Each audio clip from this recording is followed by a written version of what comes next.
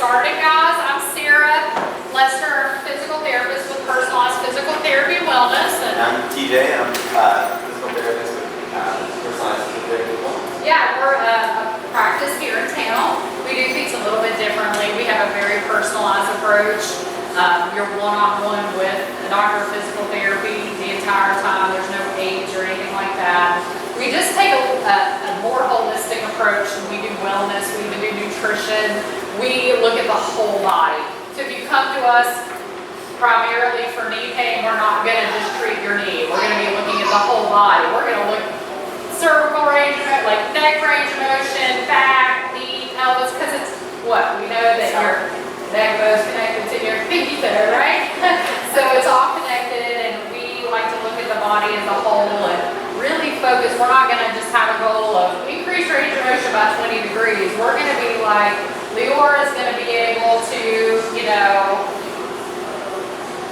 walk 2 miles to be able to care for her grandma, whatever your personal goals are. So they're going to be more functional, more specific to you, but we love just helping people live well and live fit. So the purpose of tonight is we have partnered with Fleet Feet because we want people to run, but we want them to run without injury and pain. And I think in my experience, personal experience, like I associated running with pain. Like if I'm going to be a runner, I'm just going to have to suck it up and hurt, right? You guys resonate at all with that? Yes. Okay. Well, that's not how it should be, right? So, I mean, a little muscle soreness or tightness here or there, but we don't want you to be running through pain. In fitness, or a lot of people, would you say a lot of people come to running to get fit? Right? Do you think that running might take some level of fitness? You think you can just show up and start running and not get injured? Right. So, but a lot of people come to running because they want to look fitter, feel fitter, be fit, and they come in, they jump right in, and then they get hurt, right? Because we have to have certain mobility in certain joints, stability in certain joints, strength in certain joints to run and not run injury free, right? So we have called this proactive running because there is a lot to running, as we've said, and we want to help you run without pain. So I want you to not cheat. I'm going to cheat because I just want to stay. I can talk forever. So why do you think people come to running? Like why is it something that people would choose? Or why would you choose it? Lose weight, yeah. Mental health. Mental health, right? Cardiovascular fitness. Awesome. All of those. All of those. Sanity. Which would be mental health, right? Anybody come to running because they just love to run? Yeah. I won't get on the weight loss bandwagon, but that's my passion. I am certified in functional nutrition. And running is not a weight or fat loss tool. It's a great cardiovascular tool. It's a great overall wellness tool. It's a great mental health tool, but you can burn calories, but we all know that we can't outrun a bad diet, right? So I work on a lot of mindset with running too, but I'd say 80% of the people I talk to come to running to get fit or to lose weight, right? So not that you should stop running. Even then it'll kick me out the door, but there are definitely better ways to fat loss than running. But why would you choose maybe running over joining Orange Theory? Like just running in a community over joining like in a gym? It's accessible, right?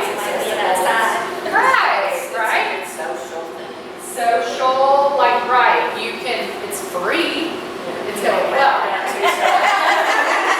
Until you come to Fleet Feet, right?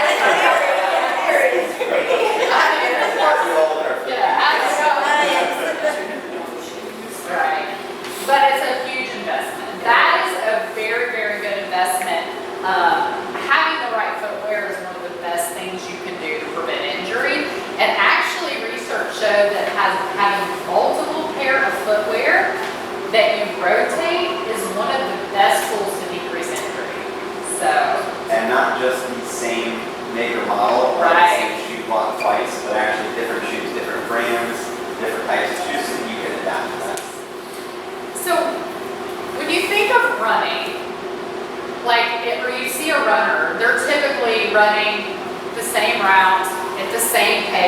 at the same time forever, right? It's very, huh? Yeah, She won't, I don't like to say right all the time. right. I do, she does not. Well, consistency is awesome, and we love that, but that high load, those repetitive forces can lead to injury too. So varying things like footwear, varying terrain, those can also be important in decreasing injury. Cross-chain training, what he's trying to tell you guys to do, the importance of walking, not just jumping right in, getting into a run. So how important is a warm-up? Right. Do you know what you're doing in a warm-up? Do you know how to warm up to run? Do you feel that? So what do you do in warm-up? We have a series, well, Leora and I had a coach this last year, our personal coach. Okay. Really fun us. And we went through a whole series of drills that we did, different stretches, static stretches, side lunges, and just some balancing things. But we have our routine, and we've been really good about going our long runs on Saturday without him. We walk. Fantastic. Because a lot of people don't do that. They put their sneakers on, they just start running, right? Yeah, we used to do it kind of half-heartedly. Yeah. Since we got Sandra, coach, we have A warm-up is important. We want to warm up the body, cardiovascular, warm up the muscles, do some more dynamic stretching in the beginning, movement type, not necessarily sustainable stretching, but I know Keith and them, they teach that in their programs here, but what percentage of people, of runners, would you say end up having an injury if you have an RV? Yeah. It actually, research says just 50%, which I think is pretty low. Like almost every, I know, maybe they were just like, in this resource, they were looking at like high level runners or something. So in a marathon runners takes about 25,000 steps during a race. You can imagine how much load is imparted on the body. Often it's a number of repetitions that are responsible for the development of the injury. So again, that repetitive overuse type thing, but that's why it's important to be strong and stable and have mobility when you're a runner. So what are some common injuries you've had or you think of when you think about running injuries, or what are you feeling? Where's your pain? Mine's in my knee, and it's cleared up, over years. And plantar fasciitis, that's Does anyone else have anything currently going on? Anybody on the spot? Well, I think my ankle doesn't move right since I was in an accident and I have metal thing right here and some screws. And so I have plantar fascia in this foot. And I thought this knee would bother me because I also hurt this knee in the accident. But this knee is bothering me behind the knee and on the side.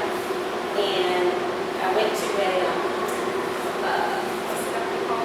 Physical therapist. No,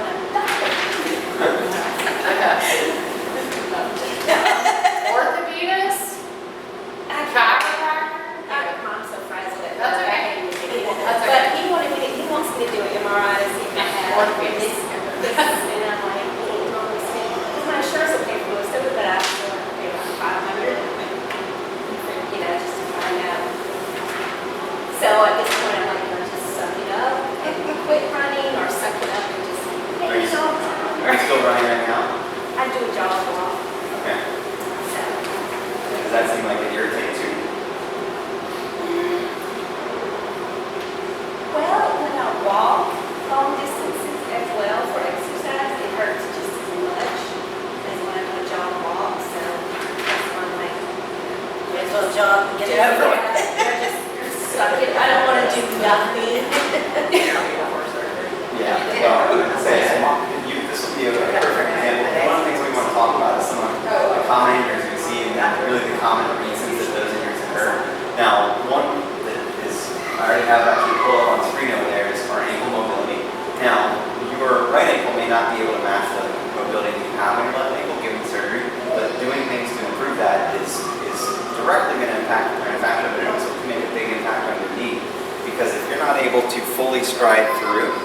then you're going to have a shortened stride and more impact on your left side. So one thing, I don't know if it's included on there or not, but when we land on our leg during running, it basically is the force of about 4 times our body weight landing through that. So, I don't know if you're doing marathons or not, but even still, if you're going out for 2,000, 3,000 repetitions, and we're having more than 4 times that amount of force through that left leg, and we don't have the capability of these muscles in the hip to be able to stabilize it, it's just adding repetitive force to it. So that's one thing we'll talk about. I know Sarah's got a list of kind of common injuries, and I'd love to kind of start to just describe a couple of those. I'm sure you guys probably recognize a few of them, but start to talk through some kind of root causes that we see really consistently in the clinic that causes those. And then what we have on the second half of today is a screen to be able to go through and look and see, hey, do I maybe have this going on, and should I maybe be addressing this? So I appreciate you guys sharing that. And so I guess we can kind of start with some of the injuries. Yeah, some of the most common, you guys did it, but patellofemoral pain syndrome. That could be a lot of things around the knee. The patella is the kneecap. The femur is the bone in your thigh that's underneath your kneecap that makes up your knee, part of your knee. Iliotibial band syndrome, IT band, the tightness, which often is lateral outside of the knee pain. People feel that a lot. Sometimes they're also in the hip or clicking in the hip. Sometimes plantar fasciitis, patella, like tendon problems with the tendon that connects your kneecap down to your tibia, which is a bone in your lower leg, Achilles, your heel cord, tendonitis, and then injuries in your calf. Another one that I see often too, I don't know about you, is SI joint dysfunction or pelvic imbalance, where people are having low back pain, and a lot of that can be from pelvic imbalance, but that can be even kind of those chicken or egg situations where they have a trouble with balance, and then it gets exacerbated once you start running. But what I want to talk through is just a couple different areas. I'll pull up some fun anatomy pictures and talk through them a little bit that kind of correlate with that. So if you don't mind, I'm going to here. So this muscle I have on here is the glute medius. So you mind me in the test out and showing off what it does? sure. So the glute medius is, I think it was a back pocket muscle. So it sits right in the back side of the hip. So its job when we're laying on our side is to rotate our hip out to the side, so it's kind of a clamshell muscle. You probably have seen those before. So I would say personally it's probably my favorite muscle in the body because it's one of the most underratedly important. Because its role is not really as important when we're lying on our side as it is when we're standing. And what that does is it holds our pelvis basic level of balance. So for her to be able to stand on one leg, if she didn't have that muscle firing, her hip would drop. And so what that does, I want you guys to watch everything that happens when her hip drops. She gets pinching the front side here, this knee rolls in, so we tend to get a dysfunctional tracking of the patella like we talked about. So that's the syndromes there. Your IT band is put immediately on tension, and then if you watch her foot, I'll keep you there too long. I'll switch over to the other side. That's okay.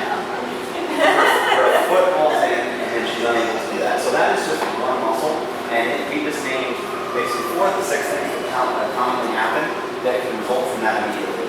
And a lot of times it takes seeing that to understand why that can be a problem. Asking anyone to stand there for 10 seconds to demonstrate it isn't going to result in any injury.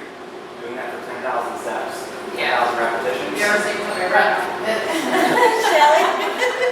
So we all have something in mind. Sorry, Shelley. So when we talk about this exercise, you might want to set that. So that's why I call this my underrated most important muscle, because it impacts so many structures. So whether it's me on a golf course wanting to turn my hips and rotate, or you guys out on a run being able to keep your hips level, this is a really, really critical muscle group to be able to hold.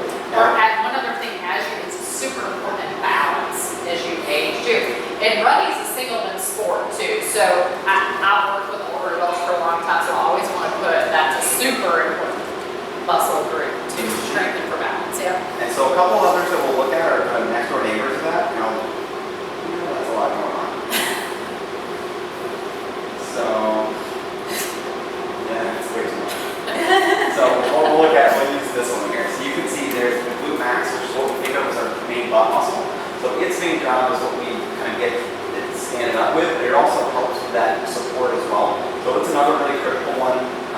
running that we're going to look at as well. And then on the outside of the hip, you can kind of see snuck over to the side. It's one of our main contributors to the IT band is the tensor fasciae latae, or we call it the TFL. So it sits as kind of our side pocket muscle. So those three specifically all come together, and they are what create that big kind of fibrous tissue that runs down into the IT band. So if we are tight through those muscles, if we're weak through those muscles, if we don't have the proper balance between them, something's going to go dysfunctional. And more times than not, over time, it creates some type of overuse, whether it be the bursitis, the IT band syndrome, the tracking.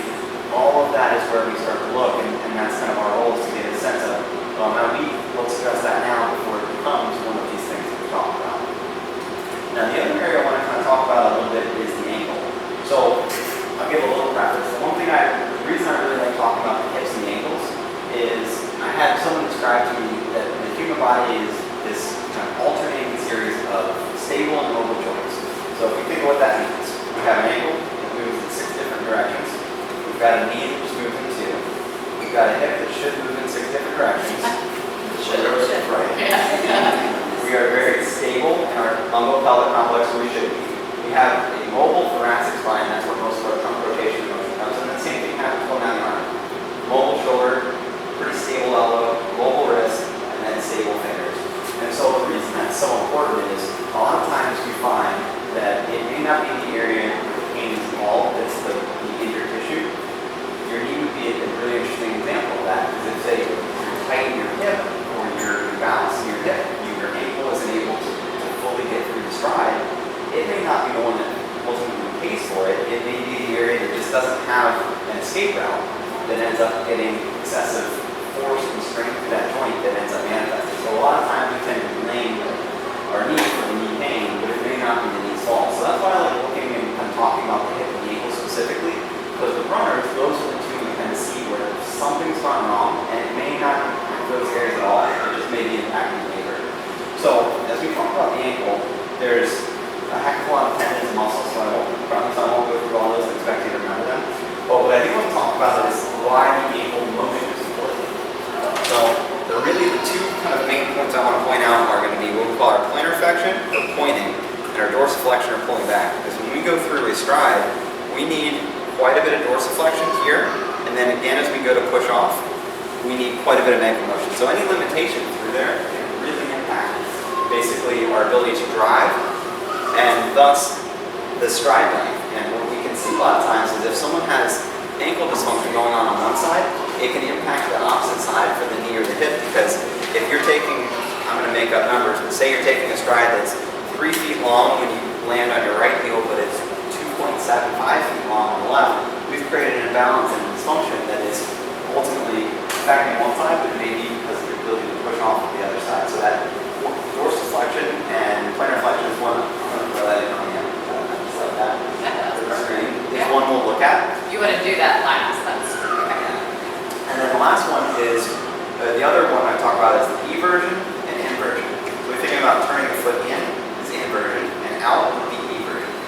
This is really important because as we go through our stride, we actually go through a little bit of both of those as we go. So it's not just to be able to kind of turn and show off how much your ankle moves, it's really very functional for running. So when we land, we actually strike our heel in a little bit of eversion. I'll kind of show you without my shoe on, where we're turned out at the heel. Now the reason that's so important, and you may be able to see this, and I'll do it sitting down, is when our foot is in eversion, or this kind of heel bone that we think about, when it's turned out, it is an unlocking mechanism so that my foot can be very stable. So what that allows us to do is to be able to land on an uneven surface and adapt for it.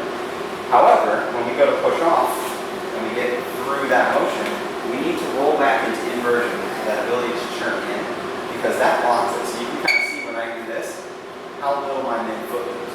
Now the reason that's really important is that creates a rigid structure that we can push off of, exactly that drive. Because if we're pushing off of a flimsy surface, something else is going to try to take the role of being the support system and the stabilizer. More times than not, it's our plantar fascia. That's really common when we see these plantar fascia or Achilles tendonitis. That's one of the first places we're going to look is, well, how does the ankle move? Because if it doesn't allow us to adapt, if it doesn't allow us to try to perform at maximum capability, something else is going to try to. So it's again, it's one of those where it may not be your plantar fascia's fault. It may just be being asked too much and taking on more than it needs to. So we'll really look at a lot of these different things. So what Sarah has put together is a screen to try to get a sense of a lot of these concepts and basically get an idea of, okay, well, is this something that I demonstrate or is this something that I can begin to work on to prevent injury? So as we go through these, we'll kind of explain each test and what we're looking for, but then I also want to talk about the quality of each test and other things that we can learn, maybe not specifically from the test itself, but also just how you're performing the test. Sound good? We're going to help you through the test. You will have pins. If anybody has a pin, grab a pin. And if you have a phone, we're going to go through some of these. We're actually going to do the screen tonight. So we'll everybody should grab a mat, have a pen. We're going to have you time yourself on a few things because there's more of you than us. So we'll have a few of them are like 60 seconds. And most of them you can do in the dress, I think, if you want to. Yeah, I think I misunderstood. So Oh, that's okay. okay. I might be coming to you. Okay, we're just doing that's great. We're just doing a screen for running readiness tonight. We just did some education on it. Yeah, but you'll still learn a lot. So grab a mat. And that's it. The big disclaimer is if anything hurts, stop. I don't want anyone pushing through pain. Yes. And one other thing we didn't really talk about too much yet is the importance of core strength, right? Your glutes and your butt and all that are part of your core, but also your deep core. And we're going to be testing and assessing that too, because you have to have a stable core before you have anything else stable. Everything is coming from your core. So go ahead and just grab a mat, spread out, and we're going to start with I'm just going to call you later because I don't feel good in a dress doing it. Angela. okay, great, yeah. I'm going to say Ashley. Just okay, we'll follow. I will. Okay, awesome. Bye. Well, just gotta put me up front. All right, so that's okay. So y'all want to start easy? We're easier, maybe. Yes. Just sometimes. Okay. You want to do the toe raises left or the single stance left? I'm going to add in a little splash. Oh, okay, gotcha. At the door. We just need to add that in on this. Yeah. Okay. I love your kids. Okay. So what I want everybody to do is come. Well, I'm gonna get your time. Put your paper down. And what we're going to assess here is balance and ankle stability. We're assessing a lot. Okay. So I'm gonna start the timer, and I'm gonna have one, and you can look at your own clock if you want, or I can just call it out. But I might not see you fall. So I'm gonna fall instead of down. But you'll hear me. So right. So just time yourself. When your foot drops, you're done. Okay. All right. I'm gonna tell you when to go.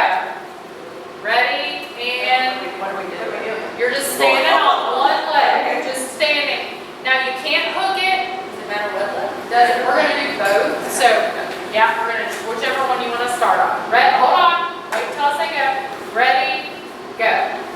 So what we're looking at with this is everyone's ankle stability, how their hips moving, is your pelvis level.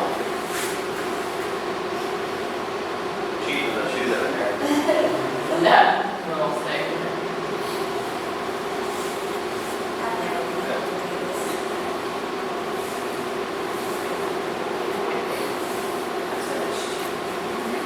Okay, I'm out. 27 seconds. Take your time.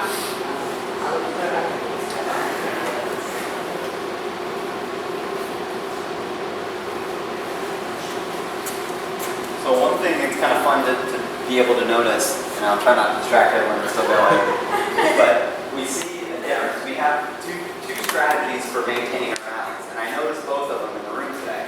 So one would be sort of a hip strategy, and the other an ankle strategy.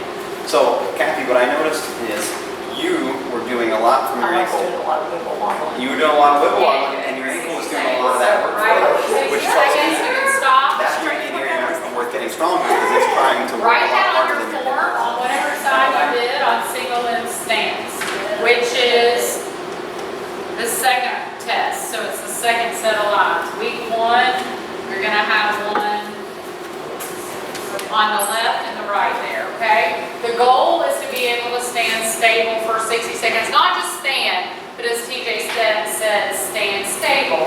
So if you guys, there's actually 3 balance strategies. There's also a stepping strategy, but you guys are all more advanced than that for balance. So their hip is meaning you're not controlling anything up in here. Soft hip. So it's probably core, You would right? use the hip strategy. Yep. And it's on ankle strategy over here. But it tells us a lot. You were actually pretty stable. Your hips were level. That was your good ankle, right? Yeah. All right. It got better with your names, so still. All right, so guys, we're going to go to the other side. Do the same thing. Ready, and go.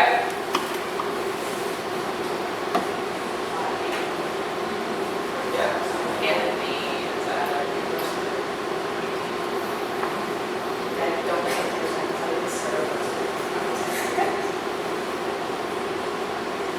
Stay on there. It's open day. The jigs through there. Now, did you feel a balance? Did that hurt your knee? Yeah. Okay. Because one thing I noticed is you were getting the That's a step strategy. your knee was almost going out a little bit. And I don't want you pushing that, which is one thing that can be an indication of is working on the strength of the muscles inside of the knee. You can stop it. We talked about the IT band and everything on the outside. Oh, okay. You meet your expectation. Is your pain on the And inside? something that also So if you think about it, notices when we that just it's a lot saw more the your knee, difficult on one side. but I can't quite replicate it. I mean, we know why. You see how it has that tendency to want to So, what that does, And I feel like I'm trying to push it over this way. so before doing too much with that, but I think I for you, would, so I like the tape for you, core strength but and if we're thinking about the stability would be structure my of the guess knee, from this this platform like quick this, when assessment. you were And that's going something out when towards we the bring side, people what that in does for is about, cause we'll talk about compression it later. on the as we inside assess, where the knee. because So getting the inner muscle to me, stronger, that is you still my like first the focus tape on here, everybody. would be a Well, big thing hey, that I would beginning prioritize because that core helps stable, keep yep. it from kind of shifting out to that position. Oh, okay. All right, guys. So the next one we're gonna head down to the ground and do a side plank. Okay. And you might not even be able to get to this full position, but I want you to try. We're assessing core stability here. We're assessing core strength here. We're assessing balance here. So the full position is you're gonna have your feet stacked. And we're gonna teach you modifications on how to train this. This is very advanced, but this is a standardized measurement of running readiness in your core. We're also testing that side of the hip strength a lot in this too, okay? So a lot of muscles working here. Elbow is right under shoulder, okay? I like to have my hands straight up because it teaches me to drive. So the next thing, you have a timer? I got a timer. Okay, the next thing we're gonna do is we're gonna lift, push through the elbow, lift and hold. Good. If you're seeing a lot of wobble, that's core stability. That's okay if you can't try it from your knees. I can't. That's okay. Can you do it from your knee? Try it like this, with them crossed, like this leg. Can you do it like that? Every now and then, okay, I can't do this. Yes, I wonder what happened. I thought that's some shame. You're like, what happened? I noticed blood on my shoe. And I'm like, where did When you try the other side, if you notice a big difference. Okay. Because DJ, given how much, There's one side I can know. Are you timed? I am, we're at 45. Okay. Wow. Oh, it's good. Good planners here. So that would be what I would pay attention to as well as seeing if you see a difference side to side. Problems I'm watching. 1 minute. All right, in there. Okay, rest. And see how you do with the right compared to the left. Let's see if I can do it. Because like I said, it could be that. We're gonna do the core other stability, side. It also could be that same thing, that outer hip. So we could be looking at then 2 areas to maybe prioritize the strength there. Write your score down. I want everybody to try the full position, but if you have to go to your knees, again, all of these are things you can do with training too. They're test measurements, but all right, legs straight. And if you know you can't do it, just you would put a 0, but then just train it the other way. Ready? And lift. That's wrong. Don't sink in the shoulder. Push start sinking, it actually, can you get all the way up? Oh, sorry. Okay. Stack the feet. That would be the full position. hard, but- And you can train it to get the 60 seconds we want. Right? How is everybody? Aim hard. Awareness. Oh, yeah. Yeah. She's killing it. Yeah. Sliding. I got 15 seconds left. Oh, God.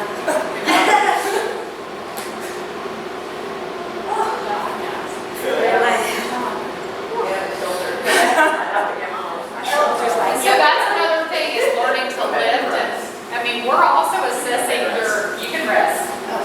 We're also assessing the stability of your shoulder blade in that complex too with lifting. So if you're feeling pain in your shoulder, you're probably sinking down into your shoulder more than lifting. So, Now, did anyone notice a difference from the left side versus the right side? Absolutely. yeah. So it's pretty common as well. So I would say when I do plank, so my big sport is golf. So I can hold a side plank on my left all day long. I'm not very good at my right one, so it's working on to balance it. So in certain instances, those kinds of things are okay, but for running, you can't really afford to have that imbalance. And really, that goes for almost everything when it comes to running because it's such a symmetrical sport. But those are really good things to be able to take away from it because then it kind of cues you into, well, I noticed that X, Y, and Z was all on my left side. That would be where I would start working on things. How about with the balance test? Anyone notice the difference there? One side or the other.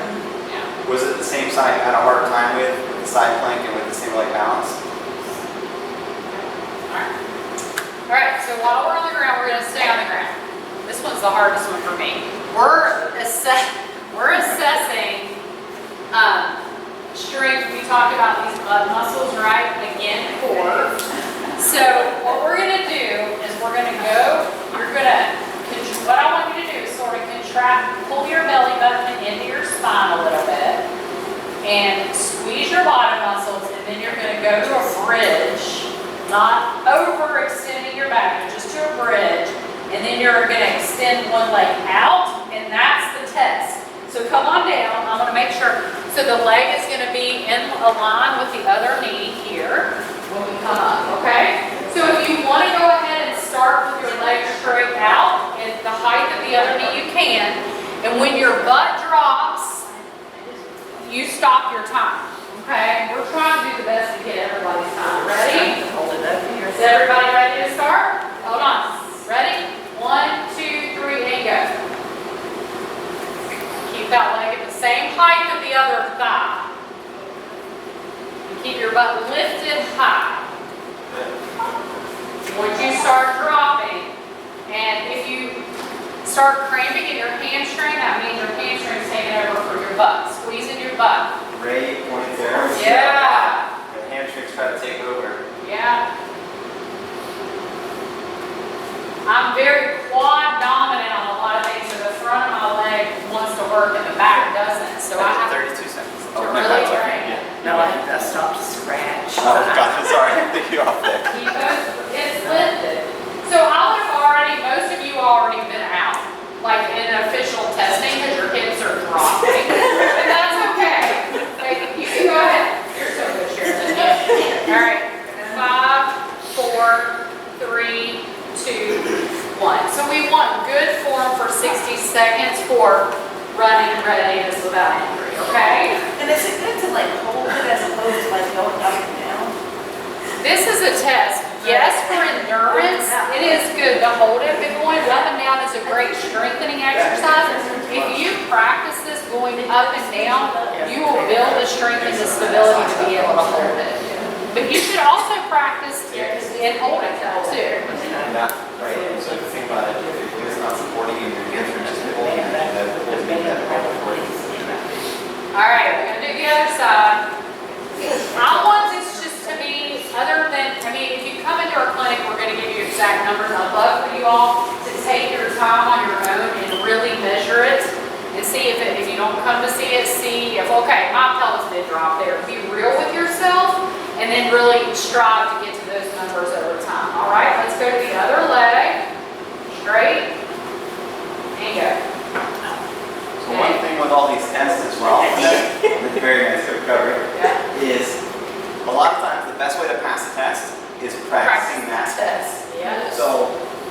it's really, if we're saying, hey, these are the things that are really important to be able to identify that we can try to do it, working on the test is a great way to pass that test. So that really goes for every single one except for the last one I'm going to sneak on here.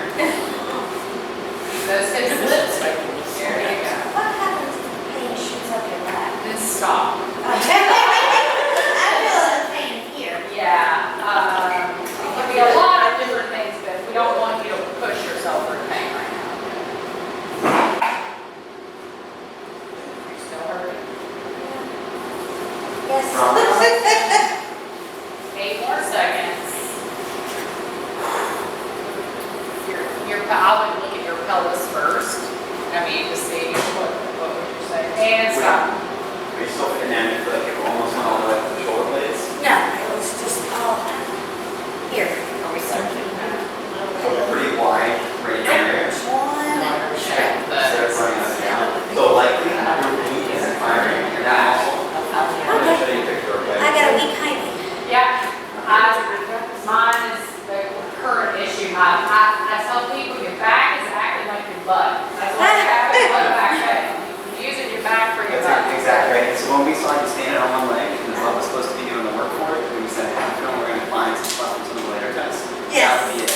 So when that's the case, I would just push through it on an exercise like that, because then we're just reinforcing that your back should do everything for your butt, or your hamstring should do everything. I want to show you a picture real quick. This I have a feeling is going to look a lot like where you were just feeling everything. So we've got these muscles that run up and down. Yep. Yes. And so their job is basically just to keep us from turning into jello and falling over. Their job isn't to try to lift us up. That's all supposed to be the butt. But it's really, really common that those say, well, it's not doing its job. I mean, looks like it's my turn. And so when you start to feel that, even if it feels not necessarily painful or cramping, you want to stop and rest and reset so that you can kind of refocus on trying to really squeeze that glute and make sure that you can feel that it's doing all the work the whole time you're out in that position. And start the squeeze before you raise. Okay. Like think that mind-muscle connection. Our butts are in general turned off because we're sitting all the time and they're just not working. So glute activation is huge. So okay. So next test is, let's stand on up, and you need to have a surface. Single leg. Oh, no, we can do this. Actually, let's do that, yeah. Well, let's do the heel raise. So find something that you can support yourself on, the wall, here's This countertop. this countertop, yeah. So what we're going to look at here is the strength of your calf. Because during running, we have to have push-off. This is not a balance exercise, so I want you to have support. So you can't push off, but you need balance support. And what I'm looking at is I'm looking at your ability to raise up, hold it a second, and come down. And maintain that height and come down. We're also going to be looking at the quality of what your ankle is doing. Huge part of it. When I talked about that inversion, eversion, if you're weak in either one of those ways or have trouble moving one or the other, it's going to totally show because you're going to be rolling your ankle one way or another. Especially as you get fatigued, right? Especially as you get fatigued. So there's not a time on this, but you're going to do as many as you can do, keeping the same height, or once your knees starts bending, you're out. Or if you're not able to get to that full height and hold, you're out. Goal for running readiness is 25 without reins, okay? All right, we'll walk around and watch you guys too, okay? On one foot. You can't hook the other foot, but yeah. All right, everybody ready? No time. Oh, we're not doing No, that? there's no time on this. It's just how many you can totally do. Nope. You gotta lift your heel all the way up. So hold on with both hands here. Okay. Now lift one leg off the ground. Now raise up on your toes all the way. So this is showing me this is super weak because you can't even do one. Oh, okay. Okay? So look, when you raise up, you should be able to get real high. Let's try the other leg, okay? Let's try. So what I do first? Just raise up. Try it on both feet. Let me see if you can raise way up. You have a lot of midfoot this good. Yeah, this one's definitely weak. Is it Yeah. because of your knee That's pain? what- uh-huh. Let's try with the right leg and lift your left leg up. No, so Balance lift on. this one up off the ground. Just lift this foot all the way off the ground. Oh. Now raise up on this one. Good. One. Okay, so you're not quite ready for one leg, but what I want you to practice is 2 legs. So I'll give you a 0, just because you're not getting to that full height yet. But this is telling me this is very, very weak, which is gonna cause more problems in your knee with running. Say something that- Yeah, come down, so up and down. And just try to do as many as you can, keeping that same height. That would be how you would train this, okay? Good. I can tell I haven't worn high heels in How are you years. doing?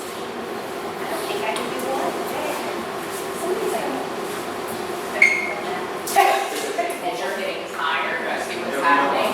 Your ankles sort of pushing out like the side. Oh, yeah. I know that this way is too close there, but I have a hard time doing this. Okay. So I never do it. Don't push on it. That's all about. Where's the pain? Okay, and see how you're moving a little bit. So I mean that because that's my job, right? So slight bend in the knee, and this is just for balance, not for push. Do you remember But where? yes, but as you're getting weak, that's what's happening. So, you know, if I was scoring you, once I saw any of those, I would tap you. I want perfect rest, up, hold, up, hold, and down. And I wouldn't count you out, but see, yeah, you're rolling down here, so you're inverted. How long ago was that? So you're probably weak, probably. Well, that's all. So you're up on your shoulder. Thank you. Good So way to do you're- it is going to Calves try to probably get rid of strong, comfortable you with run on that. your So toes, so up, you can under, do it. and then But also you're that gonna be might able to explain force it right, why and you're then not coming down. taking that So it stride. forces you Because that's to requiring that use the knee calf more, version. but more like That's loading exaggerated. rather than Just like this. walking. A lot of times, How'd you do over here? push up. Okay. That's Yeah? part of what What'd you I get talk to? about where you have to Easily? and then shift your way up, All the way up. and then Good. lower down on that right side. It didn't feel hard.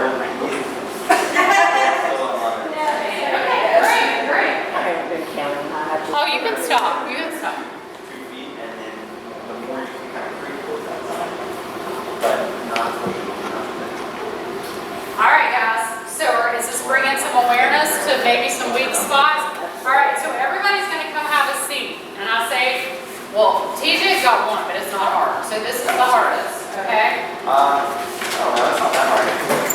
World record over here. Yeah. Would you like to demonstrate since you're the world record? So- You're up there. We are going to do a single leg sit to stand. So this is another huge one where we're thinking quad strength, glute strength, and then that glute medius muscle, which is what's going to show up in our quality. So it's shooting to try to get as many sitting and standing. Over here. Okay. I think you guys are going to surprise yourselves. Most people, let me just preface this by don't be hard on yourself. Most people get one or very few when they start with it. A lot of it is neuromuscular education, too, just figuring out there's a lot going on here. You're shifting your weight, you're stabilizing your core, you're using power, it's cardiovascular, it's one of my favorite exercises. And I'm pain-free. Please don't try this on your face. Yes. Okay. Yeah. So, okay, let's It wouldn't tell us anything. It's Just second. confirm. Okay, well, you Confirm. guys do it, and then TJ and I are gonna race. We'll try with the right You side. can't, And it's so fine. there's no, you can't hold, yes, and it's just here, yeah. I'm not worried, I mean, yes, we would document that, the balance, but I just wanna see if, And then I got shift it forward. we actually time it for a minute, and see how many you can do in a minute. So, everybody got it down, I'm gonna get the time. So if you lose your balance, you can keep going. You just don't count the rep that you lost your balance, okay? All right, I'm gonna set the timer.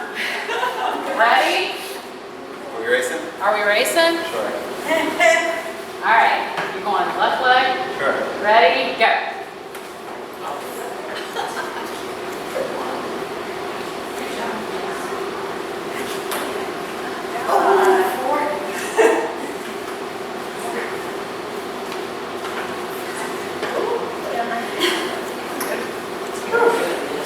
My balance. Perfect. You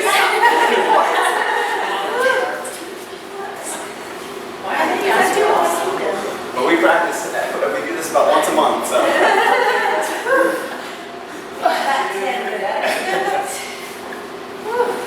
It's very cardiovascular. I think you're gonna get me today. Yeah. You're done? Tapping out. We still got 20, 29. You made me go faster. All right. Well, Glute, quad. it core. should be about Yeah. 50-50 between Yeah. quads and glutes, Yeah. but the core is a huge part of it. Now, when we talk about the quality, did anyone feel when they were sitting back, their knee want to go in? Yeah. I saw a little bit over there. So that glute medius, that's its job. So when we're on one leg, controlling it, not going in. So that clamshell exercise is like, catch my breath here, would be a great one for anyone that felt like their knee was coming in. That's a really good way to assess if this muscle, that back pocket muscle is firing. And just the side, the leg raise from the side, just on your belly. That one's good, very good too. I'll have to share a research article I just read about comparing the clamshell and the hip abduction with you. I've always been a huge clamsheller until I read that. Anyway, we'll talk about the tensor fascia lata. That one muscle he was talking about, the side pocket, is much more activated in the clamshell, but the glute med was more activated in that straight leg hip abduction. Interesting. I know, right? So anyway, we can debate that later. Both of those exercises are going to work the muscles we need to Like I work. say, they're going to work both muscles. Yeah. We know that those are the two muscles that keep us from either dropping our hip or from our knee from going in.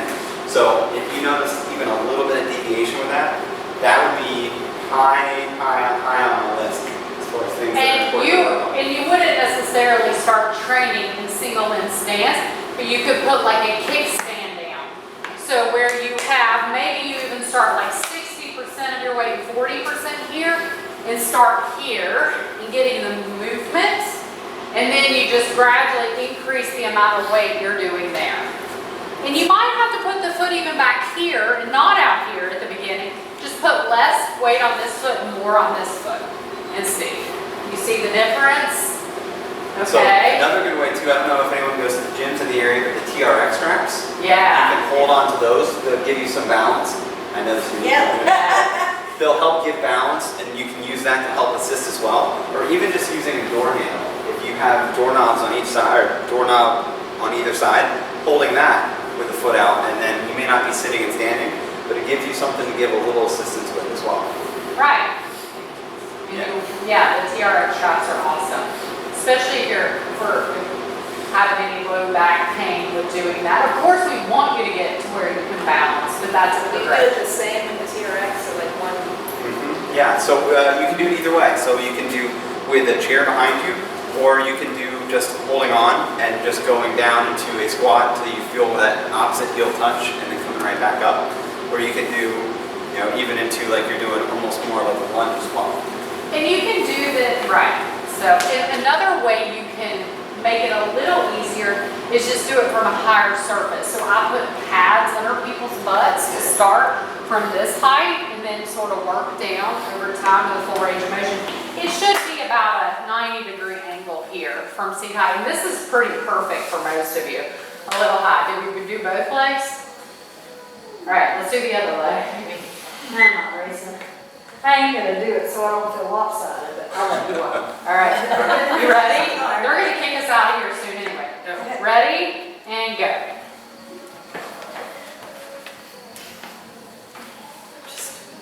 That's okay, yeah, that's a great exercise, just both legs. Without your arms, that weight shift, push through your heels.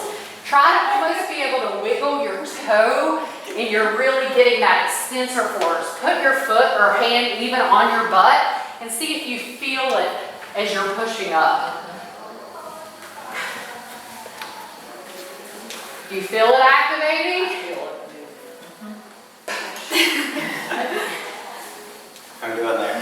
What do you got? You're doing great. Oh gosh. Yeah, you see the weeble wobble, right? I think it's super good. They're gonna think they're going away. All right, you got your money's worth tonight so far, right? All right, let's go to TJ with his ankle mobility. Okay, so we'll use the stage here. Now, with anyone that's having pain in the knee, I want you to be careful with that side, but what we're looking at is ankle mobility, which is basically the ability for the knee to get past the toe. So to have kind of adequate motion as we run, we should be able to go within